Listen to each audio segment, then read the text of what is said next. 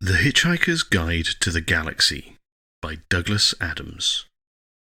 The podcast versions of the original Facebook Live readings during the coronavirus outbreak by Matthew Ogden, the Bearded Wit. Please bear in mind that as Facebook Live recordings, these are rough and ready. There are mistakes, there are a few trip-ups here and there, and there is laughter from the reader as he goes through and follows the humour himself along with you, the listener. We hope you enjoy listening to these and share liberally.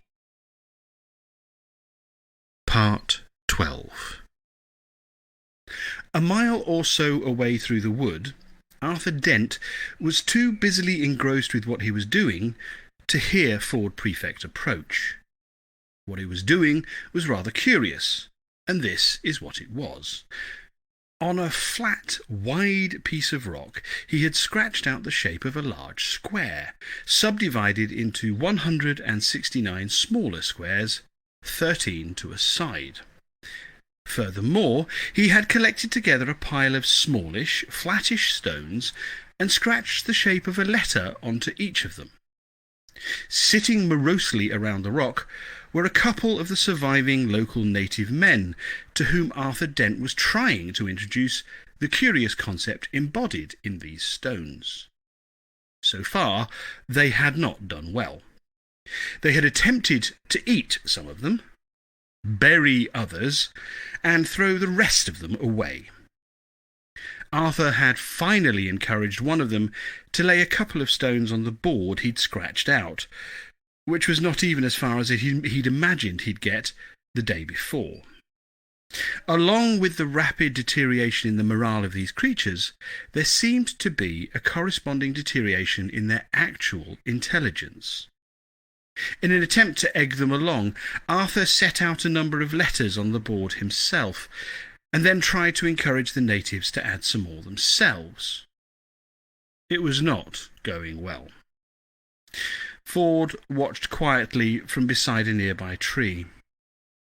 "No," said Arthur to one of the natives, who just shuffled some of the letters round in a fit of abysmal dejection. "Q scores 10, you see, and it's on a triple word score, so look, I've explained the rules to you. No, look, please, put down that jawbone. All right, we'll start again, and try to concentrate this time."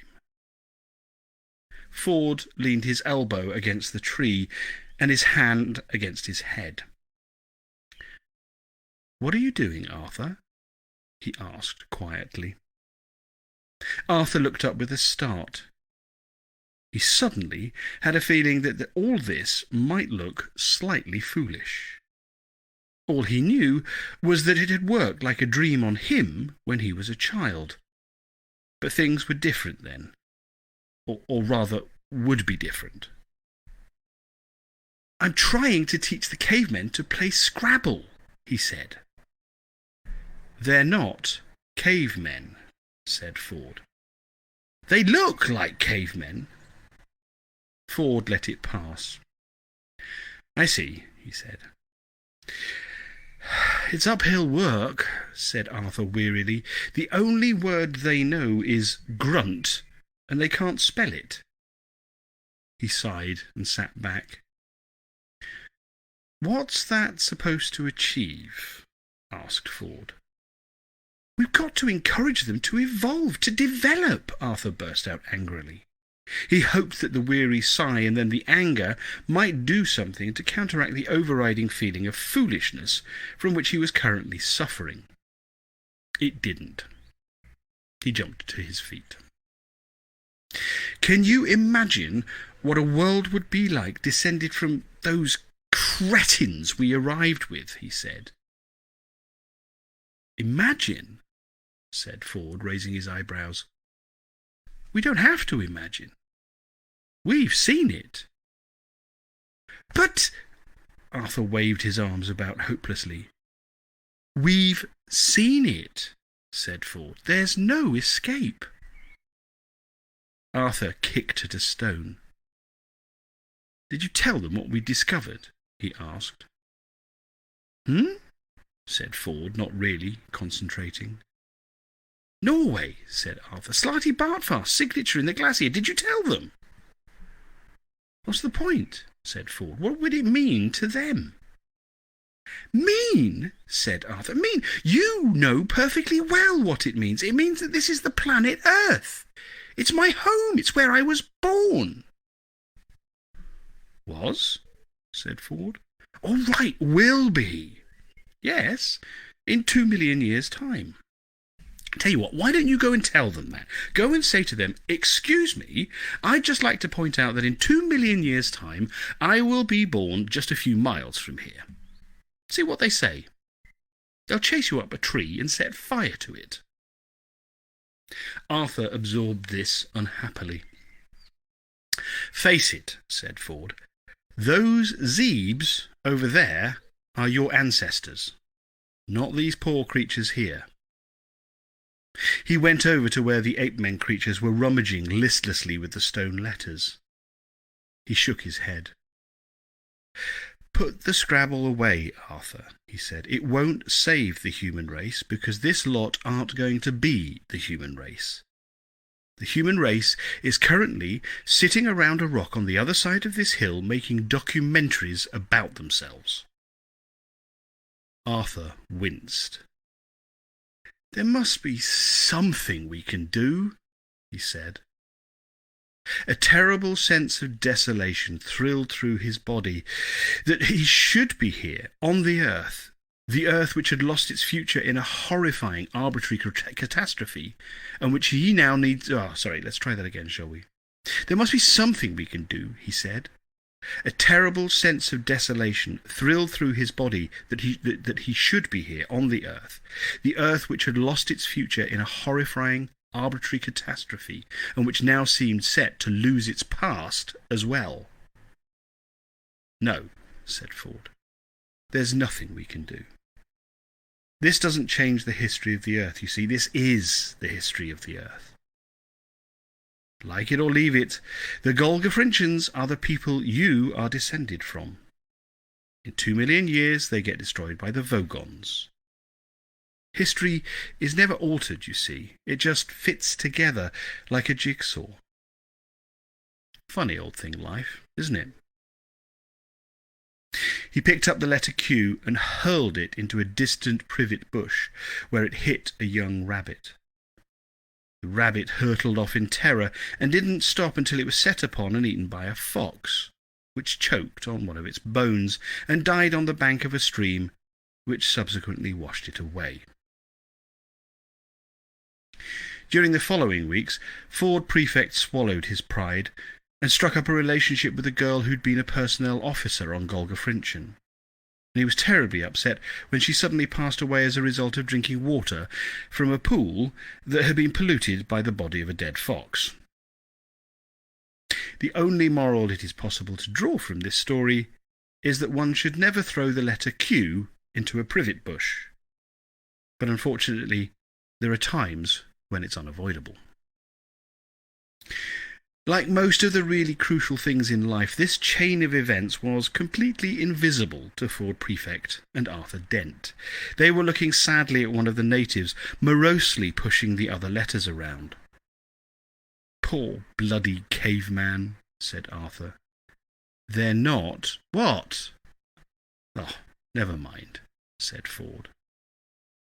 The wretched creature let out a pathetic, howling noise and banged on the rock. It's all been a bit of a waste of time for them, hasn't it? Said Arthur.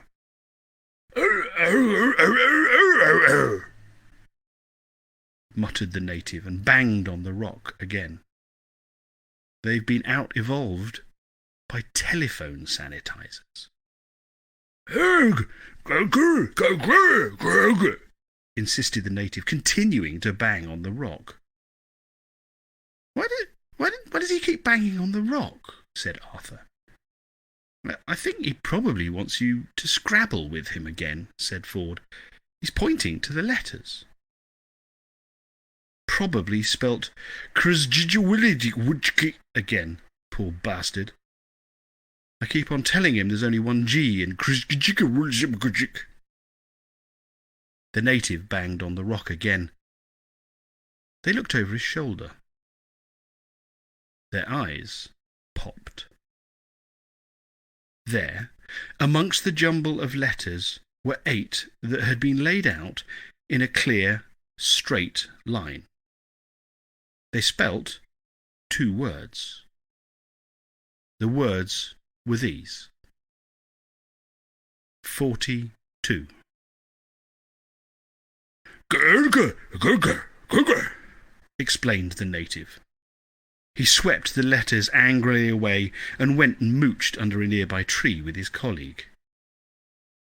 Ford and Arthur stared at him. Then they stared at each other. Did that say what I thought it said?" they both said to each other. "Yes," they both said. 42, said Arthur. 42, said Ford. Arthur ran over to the 2 natives. What are you trying to tell us?" he shouted. "What's it supposed to mean?" One of them rolled over on the ground, kicked his legs up in the air, rolled over again, and went promptly to sleep. The other bounded up the tree and threw horse chestnuts at Ford Prefect. Whatever it was they had to say, they had already said it. "You know what this means," said Ford. "Not entirely," said Arthur. 42 is the number Deep Thought gave as being the ultimate answer." "Yes." "And the Earth is the computer Deep Thought designed to built to calculate the question to the ultimate answer. So we're led to believe. And organic life was part of the computer matrix."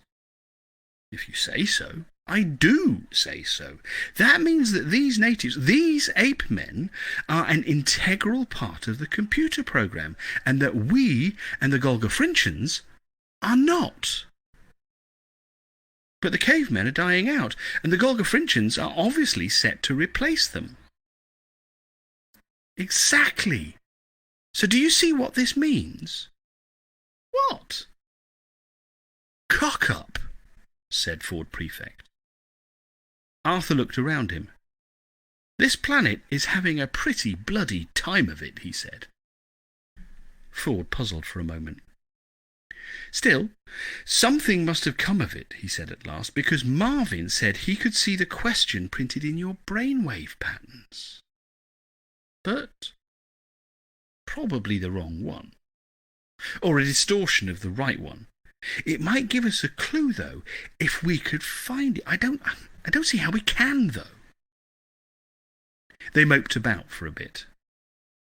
Arthur sat on the ground and started pulling up bits of grass, but found that it wasn't an occupation he could get really deeply engrossed in. It wasn't grass he could believe in. The trees seemed pointless, the rolling hills seemed to be rolling to nowhere, and the future seemed just a tunnel to be crawled through. Ford fiddled with his sub-ether sensormatic. It was silent. He sighed and put it away. Arthur picked up one of the letter stones from his homemade Scrabble set. It was a T. He sighed and put it down again. The next letter he put it down, or the letter he put it down next to, was an I. That spelt it. He tossed another couple of letters next to them. They were an S and an H, as it happened. By a curious coincidence, the resulting word perfectly expressed the way Arthur was feeling about things just at that time. He stared at it for a moment. He hadn't done it deliberately. It was just a random chance. His brain got slowly into first gear. "Ford," he said suddenly, "look, if that question is printed in my brainwave patterns, and I'm not consciously aware of it, it must be somewhere in my unconscious." "Yes, I suppose so." "There might be a way of bringing that unconscious pattern forward." Oh, yes? Yeah, by introducing some random element that could be shaped by that pattern. Like how? Like by pulling Scrabble letters out of a bag, blindfold. Ford leapt to his feet. "Brilliant!" he said. He tugged his towel out of his satchel and with a few deft knots transformed it into a bag. "Totally mad," he said. "Utter nonsense. But we'll do it because it's brilliant nonsense. Come on, come on." The sun passed respectfully behind a cloud. A few small, sad raindrops fell. They piled together all the remaining letters and dropped them into the bag. They shook them up. "Right," said Ford. "Close your eyes. Pull them out. Come on, come on, come on." Arthur closed his eyes and plunged his hand into the towelful of stones.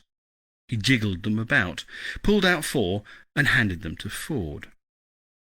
Ford laid them along the ground in the order he got them. "W," said Ford. "H, A, T." "What?" He blinked. "I think it's working," he said. Arthur pushed 3 more at him. D, O, Y, doy. Perhaps it isn't working, said Ford. "Here's the next 3. O, U, G, doyug. It's not making sense, I'm afraid." Arthur pulled another 2 from the bag, and Ford put them in place. E, T. Do you get? Do you get? Shouted Ford. "It is working. This is amazing. It really is working." More here. Arthur was throwing them out feverishly, as fast as he could go. "I, F," said Ford. "Y, O, U. M, U, L, T, I, P, L, Y. What do you get if you multiply S, I, X, 6, B, Y, by 6 by? What do you get if you multiply 6 by N, I, N, E? 6 by 9. He paused. "Come on, where's the next one?" That's the lot," said Arthur. "That's all there were." He sat back nonplussed. He rooted around in the knotted-up towel, but there were no more letters. "You mean that's it?" said Ford. "That's it." 6 by 9. 42. That's it. That's all there is.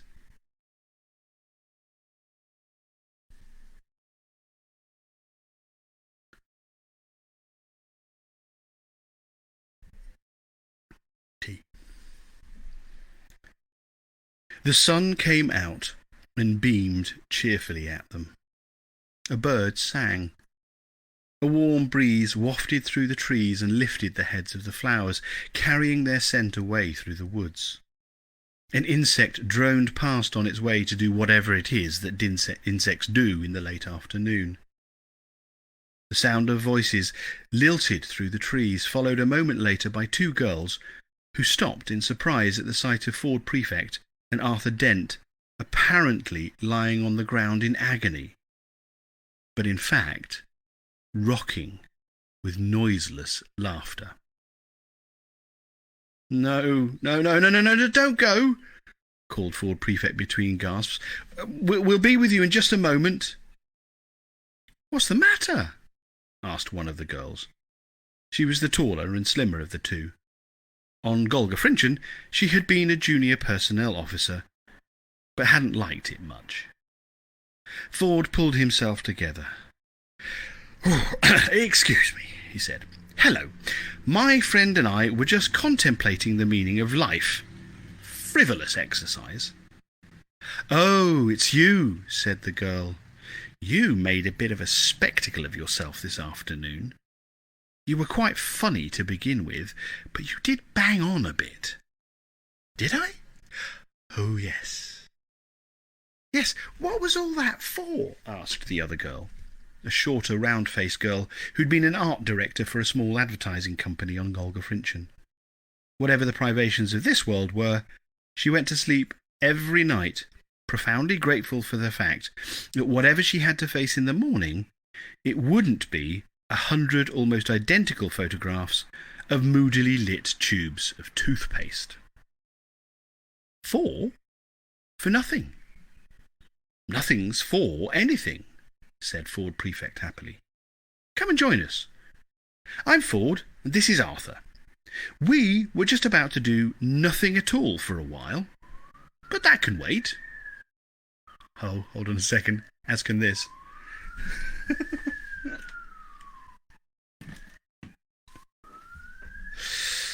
That counts as being a bit too noisy, I guess, doesn't it?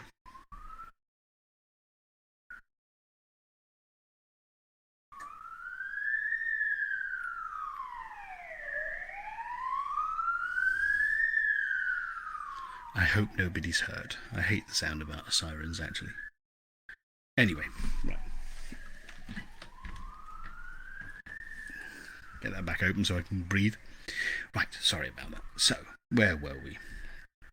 Yes, we were just about to do nothing at all for a while, but that can wait. The girls looked at them both doubtfully. I'm Agda, said the tall one. This is Mella. Hello, Agda. Hello, Mella, said Ford. Do you talk at all? Said Mella to Arthur. Oh, eventually, said Arthur with a smile, but not as much as Ford. Good. There was a slight pause. What did you mean, asked Agda, about only having 2 million years? I couldn't make sense of what you were saying. Oh, that, said Ford, doesn't matter. It's just that the world gets demolished to make way for a hyperspace bypass, said Arthur with a shrug. But that's 2 million years away, and anyway, it's just Vogons doing what Vogons do. Vogons? Said Mella. Yes, you wouldn't know them. Where'd you get this idea from? It really doesn't matter. It's just like a dream from the past. Or the future. Arthur smiled and looked away. Does it worry you at all that you don't talk any kind of sense? Asked Agda. Listen, forget it, said Ford. Forget all of it. Nothing matters. Look, it's a beautiful day. Enjoy it. The sun, the green of the hills, the river down in the valley, the burning trees. Even if it's only a dream, it's a pretty horrible idea, said Mella. Destroying a world just to make a bypass. Oh, I've heard worse, said Ford. I read of one planet off in the 7th dimension that got used as a ball in a game of intergalactic bar billiards. Got potted straight into a black hole. Killed 10 billion people. That's mad, said Mella. Yeah, only scored 32 points too. Agda and Mella exchanged glances.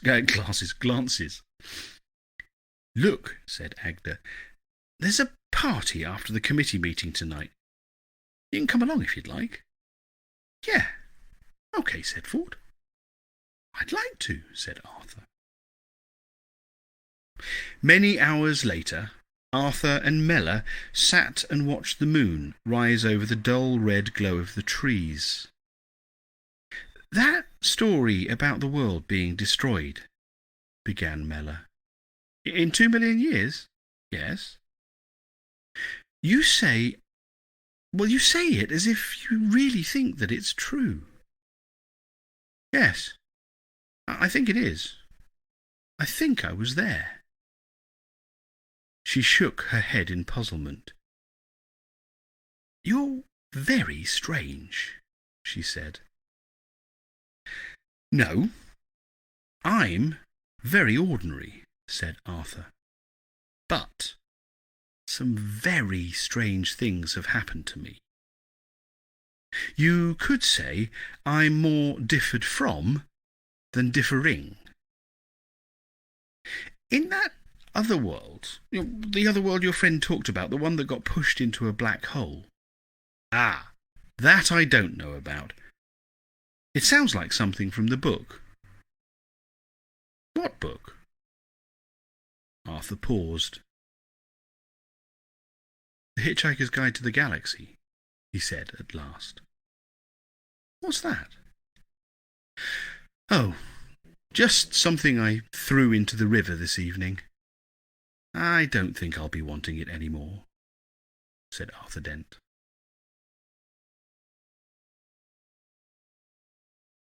Now, as we are doing the special 42nd anniversary editions of these books, I have been including the forewords that are done when I start each of the books.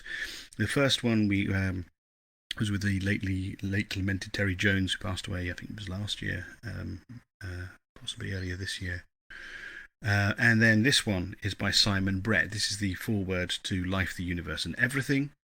And it's Simon Brett, who was the producer of the Radio 4 pilot episode, the very, very first Radio 4, the first ever encounter with the world of the Hitchhiker's Guide to the Galaxy and Douglas Adams' genius. So I'll read that as well, and then we'll crack on into the book. So the foreword to Life, the Universe and Everything by Simon Brett. I am unique in the history of the world, and indeed of the entire universe. I am the only person who ever got a manuscript from Douglas Adams on time. The reason for this rare distinction is that I was the BBC producer who commissioned the first radio script for The Hitchhiker's Guide to the Galaxy, and since the pilot episode could not be recorded until we had some words to record, Douglas duly delivered on time. Thereafter, of course, his propensity towards procrastination and missed deadlines became legendary. I had first met Douglas with a bunch of other Cambridge Review writers and performers, including John Lloyd, Griff Rhys-Jones and Mary Allen. He had contributed a few surreal sketches, including a classic about an unsuccessful kamikaze pilot, to a Cambridge Footlights review, to which a group of young radio light entertainment producers, including me, had paid a visit. I subsequently produced a radio version of that stage show. So, I saw a lot of Douglas around the BBC. I was aware of his comedy potential, but also of his huge frustration that he couldn't find a niche for his unusual talents. Most radio comedy around that time was very stratified. Sketches were carefully structured with beginnings, middles and punchlines, and formats like that didn't suit the sprawling, insatiable intellectual curiosity of Douglas's mind. I was also then producing the topical comedy programme, Week Ending, and tried to get him to contribute to that. Never had there been a greater mismatch between programme and writer. A brain like Douglas's is singularly incapable of writing wacky 30-second quickies about Margaret Thatcher. Some of his material did appear in The Burkiss Way, another show I was producing, and that was closer to the Adams style. But the show's main writers, David Rennick and Andrew Marshall, both subsequently to have stellar careers in television comedy, were developing the programme in a way which left little room for outside contributions. I still thought there was untapped potential in Douglas Adams, and so I asked him to come up with some ideas for a show of his own. On Friday the 18th of February 1977, we met for lunch in a Japanese restaurant, where he presented me with 3 ideas. I said that I thought the most promising was the science fiction comedy which he'd entitled The Hitchhiker's Guide to the Galaxy, and that I would like to try and persuade my bosses in the light entertainment department to commission a pilot script. The rest, as they say, is history. And incidentally, neither Douglas nor I could ever remember what the 2 ideas we rejected were. So, on Tuesday, the 27th of June, 1977, in the Paris studio in Lower Regent Street, we recorded the pilot script of The Hitchhiker's Guide to the Galaxy. It was to be the first and last episode that I produced. Not that I wouldn't have wanted to continue, but I had recently agreed to take on a new job at London Weekend Television, and the ensuing series couldn't have been in better hands than those of the person I recommended should take over from me, Geoffrey Perkins, a brilliant comedy producer, whose death, like Douglas's own, came far too early. On the 12th of July, I played back the edited recording of the pilot to my immediate bosses. The three of them sat in stony silence for the full half hour. At the end of the playback, the head of Light Entertainment, Con Mahoney, recognising that what he had just heard was rather different from the department's usual output, asked me, "Simon, is it funny?" I assured him it was, and from that moment he gave the project his full support. Of course, it was from that pilot script that The Hitchhiker's Guide to the Galaxy developed into an international publishing sensation. The trilogy of 5, of which Life, the Universe and Everything is Volume 3. In this book, you will find all of the trademarks of Douglas Adams' writing, of which probably the most striking is his sheer glee in the potentialities of the English language. Oh, hell yes. Sorry, that was my personal aside. Sometimes the effects are very simple, as when he says of the party spaceship, it tried to right itself and wronged itself instead. Other images are more complex, but always note perfect. Here's a description of the Norse god Thor. He expanded his chest to make it totally clear that here was the sort of man you only dared to cross if you had a team of Sherpas with you.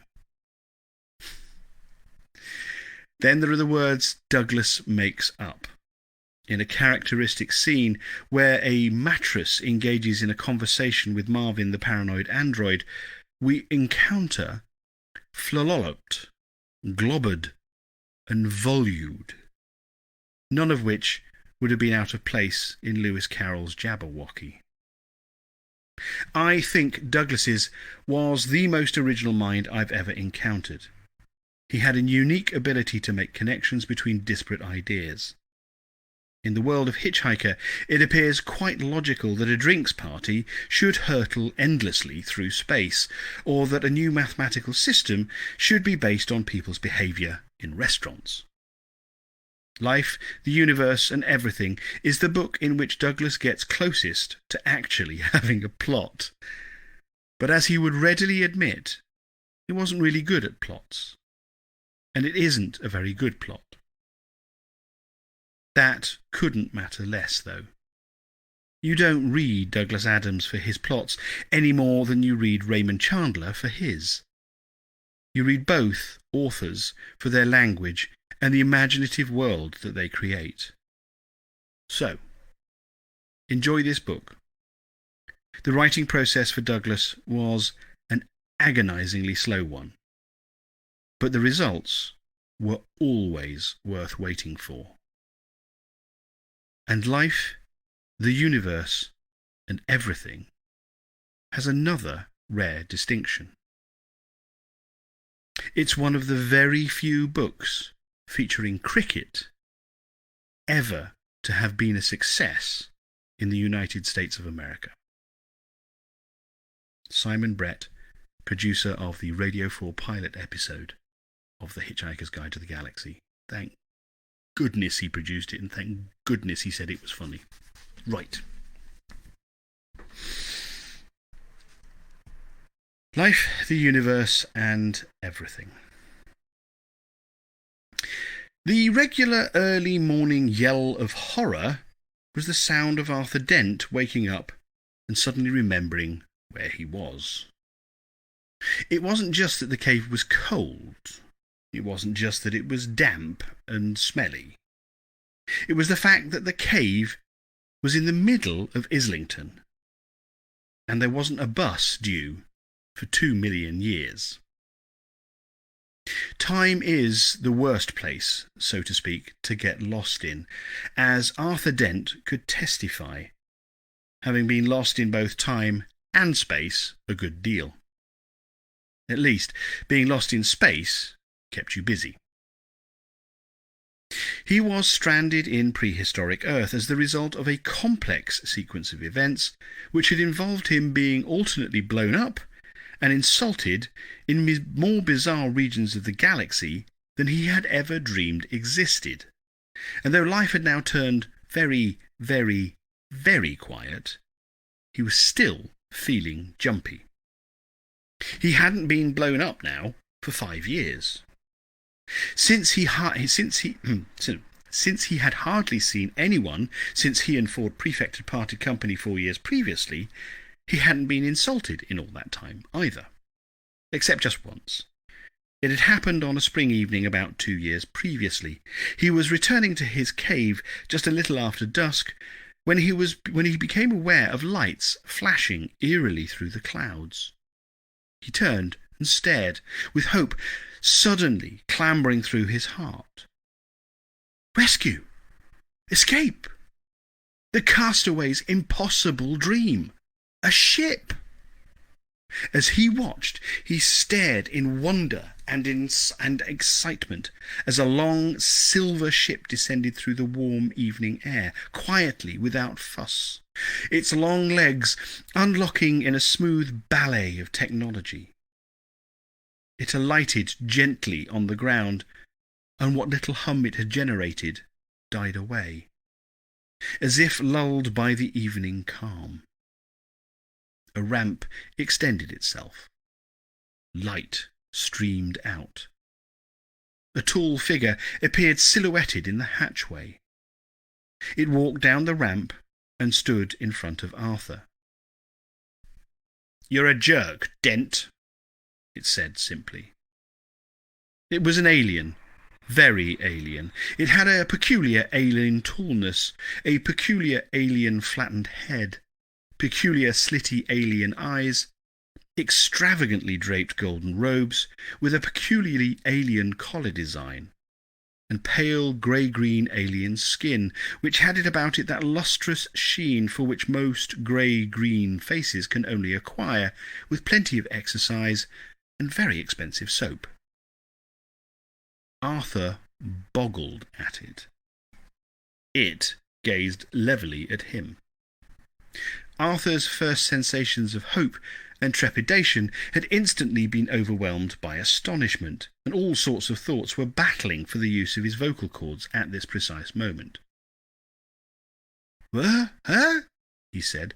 "Ho?" he added. Who?" he finally managed to say, and lapsed into a frantic kind of silence. He was feeling the effects of not having said anything to anyone for about as long as he could remember. The alien creature frowned briefly, and consulted what appeared to be some species of clipboard which he was holding in his thin and spindly alien hand. "Arthur Dent?" it said. Arthur nodded helplessly. "Arthur Philip Dent?" pursued the alien in a kind of efficient yap. Yes, confirmed Arthur.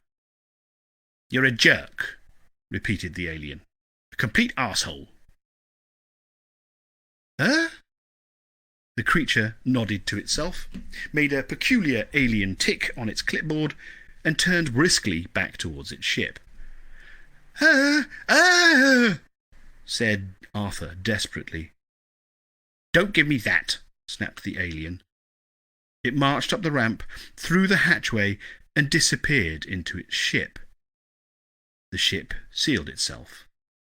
It started to make a low, throbbing hum. "Hey!" shouted Arthur, and started to run helplessly toward it.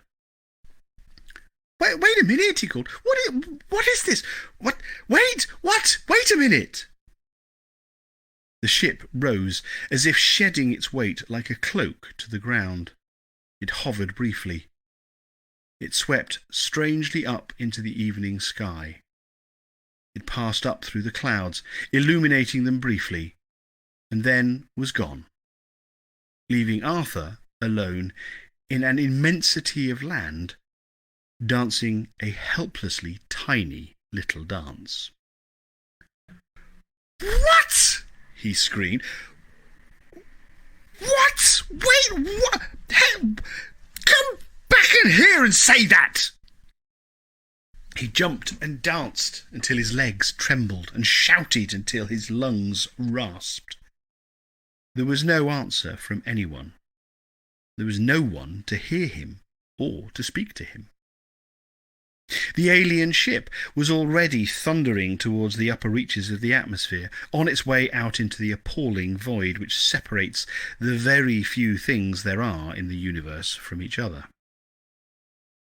Its occupant, the alien with the expensive complexion, leaned back in its single seat.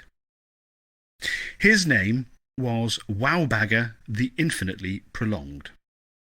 He was a man with a purpose. Not a very good purpose, as he would have been the first to admit, but it was at least a purpose, and it did at least keep him on the move. Wowbagger the Infinitely Prolonged was, indeed is, one of the universe's very small number of immortal beings. Those who are born immortal instinctively know how to cope with it, but Wowbagger was not one of them.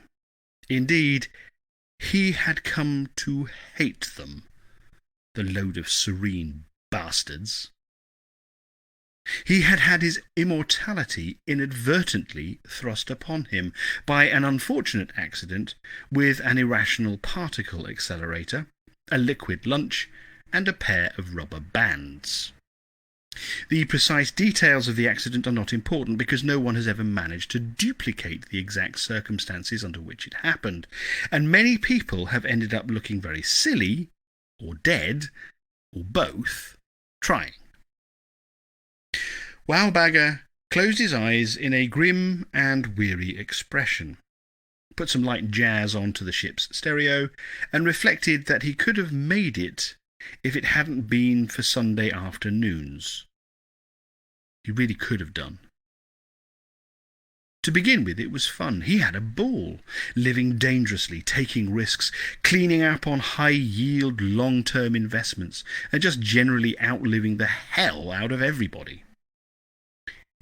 In the end, it was the Sunday afternoons he couldn't cope with, and that terrible listlessness which starts to set in around 2:55, when you know that you've had all the baths you can usefully have that day, that however hard you stare at any given paragraph in the papers, you will never actually read it, or use the revolutionary new pruning technique it describes, and that as you stare at the clock, the hands will move relentlessly on to 4 o'clock, and you will enter the long, dark tea time of the soul. So, things began to pall for him. The merry smiles he used to wear at other people's funerals began to fade. He began to despise the universe in general, and everybody in it in particular. This was the point at which he conceived his purpose. The thing which would drive him on, and which, as far as he could see, would drive him on forever. It was this. He would insult the universe. That is, he would insult everybody in it, individually, personally, one by one, and, this was the thing he really decided to grit his teeth over, in alphabetical order. When people protested to him, as sometimes they do,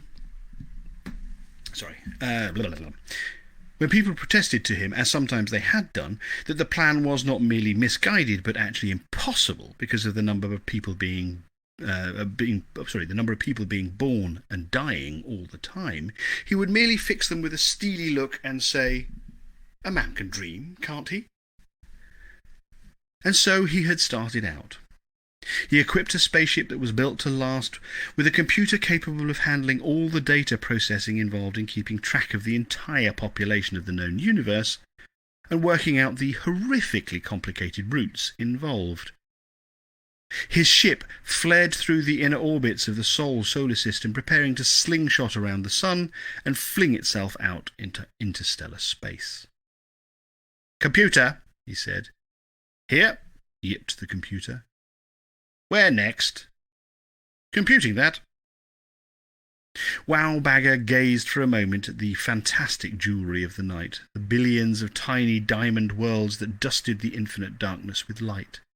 Every single one, was on his itinerary. Most of them he would be going to millions of times over.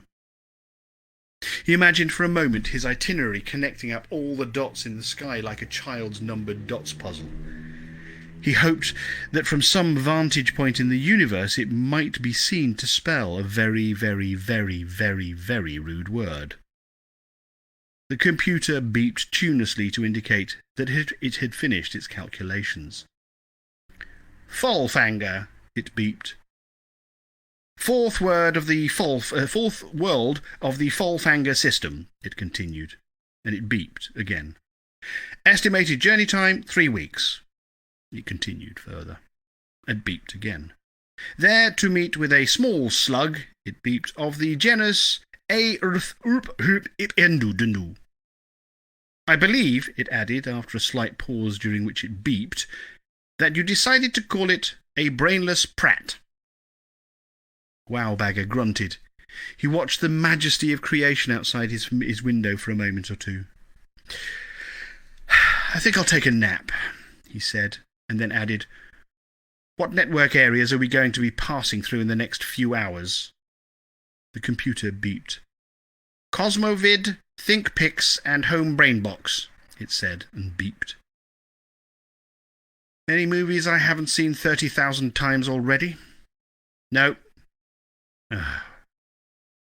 "There's Angst in Space. You've only seen that 33,517 times." "Wake me for the second reel." The computer beeped. "Sleep well," it said.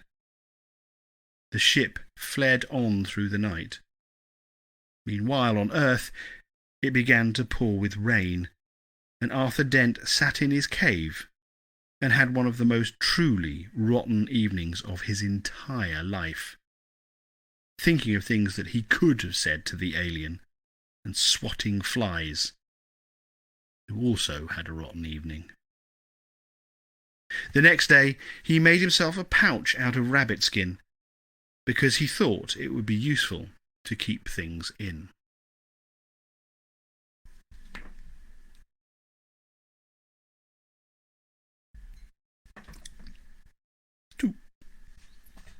This morning, 2 years later than that, was sweet and fragrant as he emerged from the cave he called home, until he could think of a better name for it, or find a better cave. Though his throat was sore again from his early morning yell of horror, he was suddenly in a terrifically good mood. He wrapped his dilapidated dressing gown tightly around him and beamed at the bright morning. The air was clear and scented. The breeze flitted lightly through the tall grass around his cave. The birds were chirruping at each other. The butterflies were flitting around prettily, and the whole of nature seemed to be conspiring to be as pleasant as it possibly could. It wasn't all the pastoral delights that were making Arthur feel so cheery, though. He had just had a wonderful idea about how to cope with the terrible, lonely isolation, the nightmares, the failure of all his attempts at horticulture, and the sheer futurelessness and futility of his life here on prehistoric Earth, which was that he would go mad. He beamed again, and took a bite out of a rabbit leg left over from his supper. He chewed happily for a few moments, and then decided formally to announce his decision. He stood up straight and looked the world squarely in the fields and hills. To add weight to his words, he stuck the rabbit bone in his hair. He spread his arms out wide. "I will go mad," he announced. "Good idea," said Ford Prefect, clambering down from the rock on which he'd been sitting. Arthur's brain somersaulted. His jaw did press-ups. "I went mad for a while," said Ford. "Did me no end of good." Arthur's eyes did cartwheels. "You see," said Ford. "Where have you been?" interrupted Arthur, now that his head had finished its workout. "Around," said Ford. "Around and about."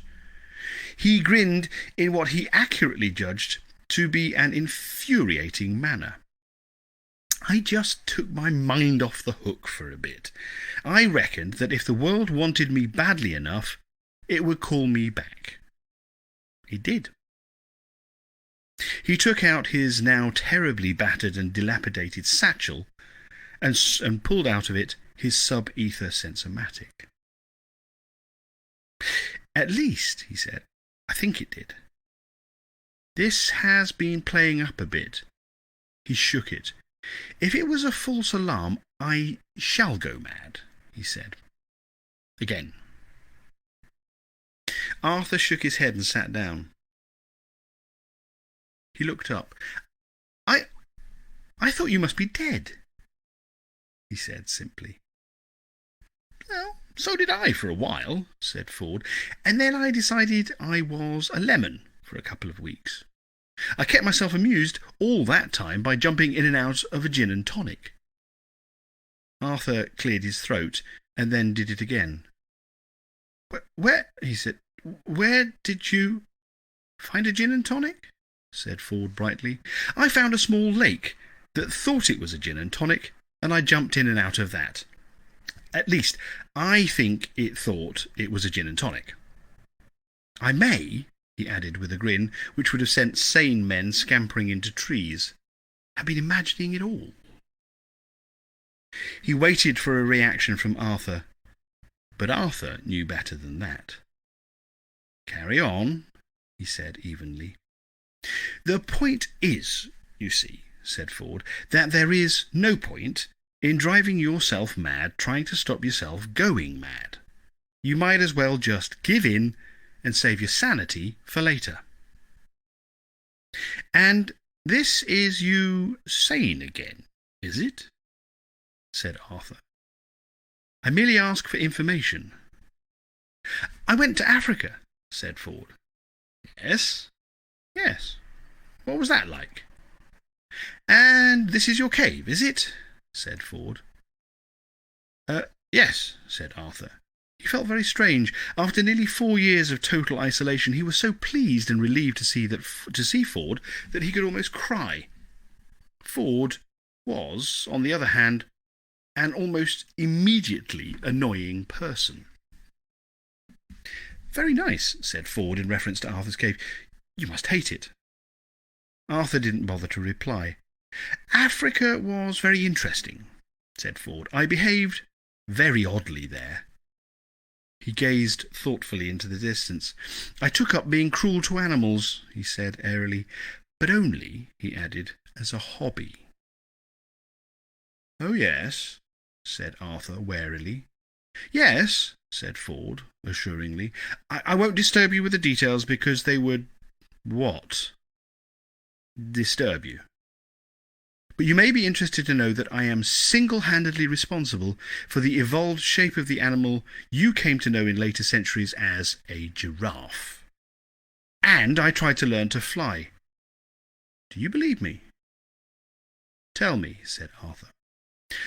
"I'll tell you later. I'll just mention that the guide says—" "The guide? The Hitchhiker's Guide to the Galaxy, you remember?" "Yes, I remember throwing it into the river." "Yes," said Ford, "but I fished it out." "You didn't tell me." "I didn't want you to throw it in again." "Fair enough," said Arthur. "It says—" "What?" the guide says... "Oh, the guide says that there is an art to flying," said Ford, "or rather, a knack. The knack lies in learning how to throw yourself at the ground and miss." He smiled weakly. He pointed at the knees of his trousers and held his arms up to show the elbows. They were all torn and worn through. "I haven't done very well so far," he said. He stuck out his hand. "I'm very glad to see you again, Arthur," he added. Arthur shook his head in a sudden access of emotion and bewilderment. "I haven't seen anyone for years," he said. "Not anyone. I can hardly even remember how to speak. I keep forgetting words. I practice, you see. I practice by talking to... Oh, what are those things people think you're mad if you talk to them? Like George III. "Kings?" suggested Ford. No, said Arthur. The things he used to talk to. We're surrounded by them, for heaven's sake. I planted hundreds of the buggers myself. They all died. Trees! I practice by talking to trees." "What's that for?" Ford still had his hand stuck out. Arthur looked at it with incomprehension. "Shake," prompted Ford. Arthur did, nervously at first, as if it might turn out to be a fish. Then he grasped it vigorously with both hands in an overwhelming flood of relief. He shook it and shook it. After a while, Ford found it necessary to disengage. They climbed to the top of a nearby outcrop of rock and surveyed the scene around them. "What happened to the Golgafrinchans?" asked Ford. Arthur shrugged. "A lot of them didn't make it through the winter 3 years ago," he said, "and the few who remained in the spring said they needed a holiday and set off on a raft. History says that they must have survived." "Huh," said Ford. Well. He stuck his hands on his hips and looked around at the empty world. Suddenly, there was about Ford a sense of energy and purpose. "We're going," he said excitedly, and then started to shiver with energy. "Where? How?" said Arthur. "I don't know," said Ford, "but I just feel that the time is right. Things are going to happen. We are on our way." He lowered his voice to a whisper. "I have detected," he said, "disturbances in the wash." He gazed keenly into the distance and looked as if he would quite like the wind to blow his hair back dramatically at that point. But the wind was busy fooling around with some leaves a little way off. Arthur asked him to repeat what he had just said because he hadn't quite taken his meaning. Ford repeated it. "The wash?" said Arthur. "The space-time wash," said Ford, as the wind blew briefly past at that moment. He bared his teeth into it. Arthur nodded and then cleared his throat. "Are we talking about," he asked cautiously, "some sort of Vogon laundromat? Or what are we talking about?" "Eddies," said Ford, "in the space-time continuum." "Ah," nodded Arthur. Is he? He pushed his hands into the pocket of his dressing gown and looked knowledgeably into the distance. "What?" said Ford. Who," said Arthur, "is Eddie, then? Exactly, then." Ford looked angrily at him. "Will you listen?" he snapped. "I have been listening," said Arthur, "but I'm not sure it helped." Ford grasped him by the lapels of his dressing gown and spoke to him as slowly and distinctly and patiently as if he were somebody from a telephone company accounts department. "There seem," he said, "to be some pools," he said, "of instability," he said, "in the fabric," he said. Arthur looked foolishly at the cloth of his dressing gown where Ford was holding it. Ford swept on before Arthur could turn the foolish look into a foolish remark. "In the fabric of space-time," he said. "Ah, that," said Arthur. "Yes, that," confirmed Ford. Hold on, we'll let the dickhead on the tiny bike go past. Right. "Yes, that," confirmed Ford.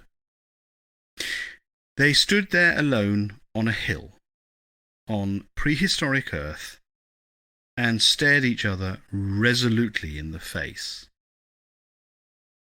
"And it's done what?" said Arthur. "It," said Ford, "has developed pools of instability." "Has it?" said Arthur, his eyes not wavering for a moment. "It has," said Ford, with a similar degree of ocular immobility. "Good," said Arthur. "See?" said Ford. "No," said Arthur.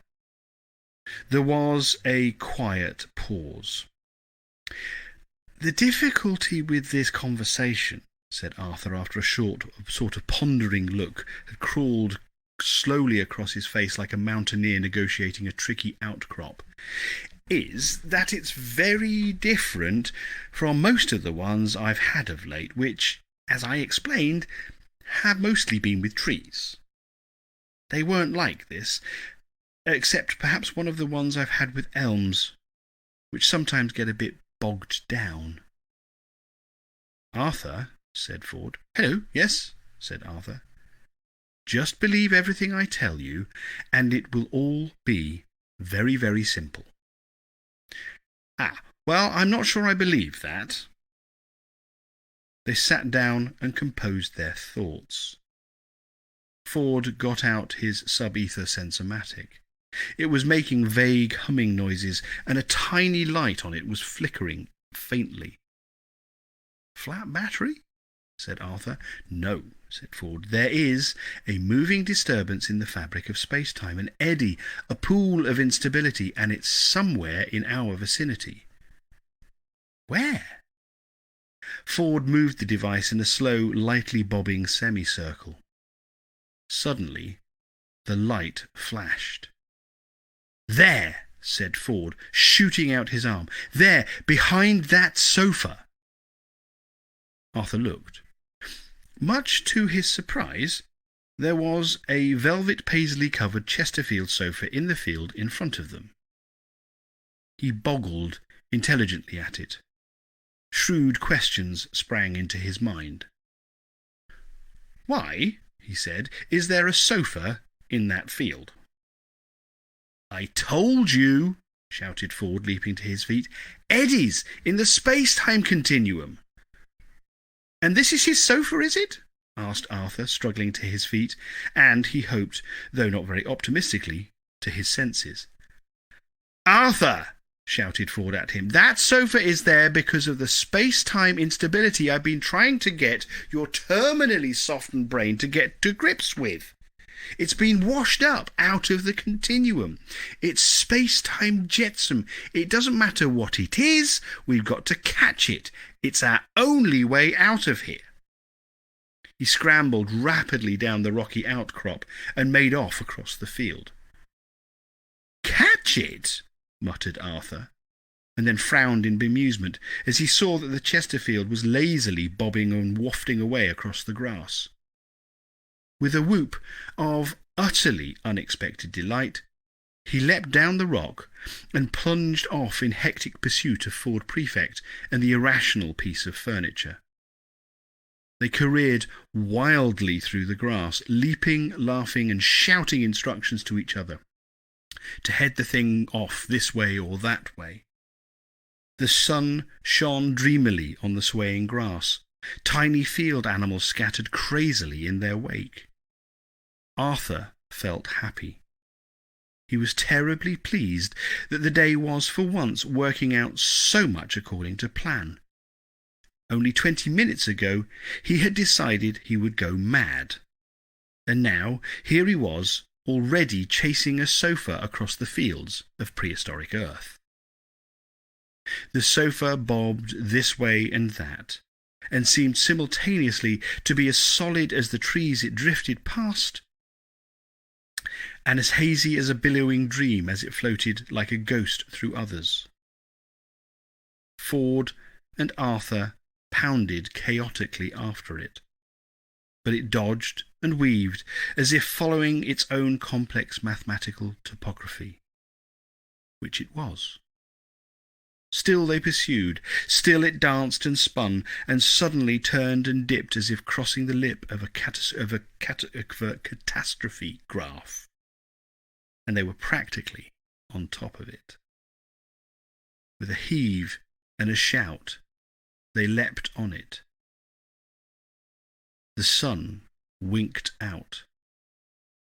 They fell through a sickening nothingness and emerged, unexpectedly, in the middle of the pitch at Lord's Cricket Ground, St. John's Wood, London, towards the end of the last Test match of the Australian series in the year 19 whatever, with England needing only 28 runs to win.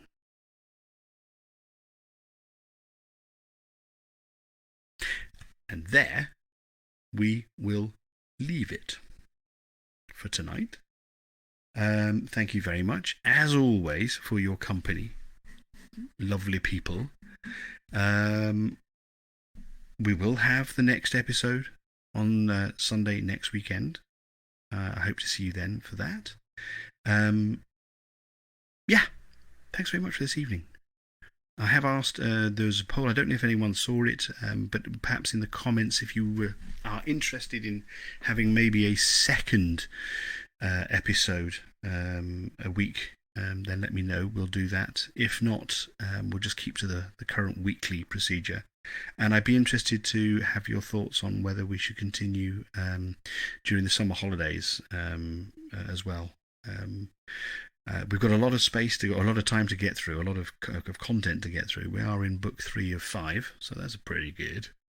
But it's going to take some time to get through all this. So I'm up for it. I'm happy to do the readings, but I just want to find out what sort of suits how this suits everybody else.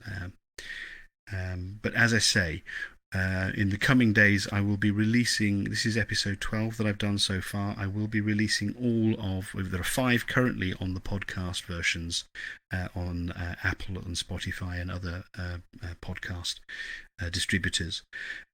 So there are 5 up already. I will be editing the other 7 and releasing those as soon as possible.